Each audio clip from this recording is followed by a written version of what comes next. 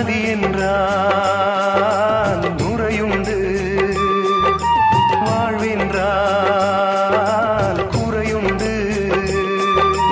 ஐப்பசி வந்தால் அடைமழை காலம், சிலராயுள் முழுதும் ஐப்பசி மாதம். கடவுளும் நீயும் ஒரு தாய் பிள்ளை, இருவரும் தனிமரம் தானே. அவனுக்கும் உனக்கும் அன்னை இல்லை, அதனால் ஓரினம் தானே.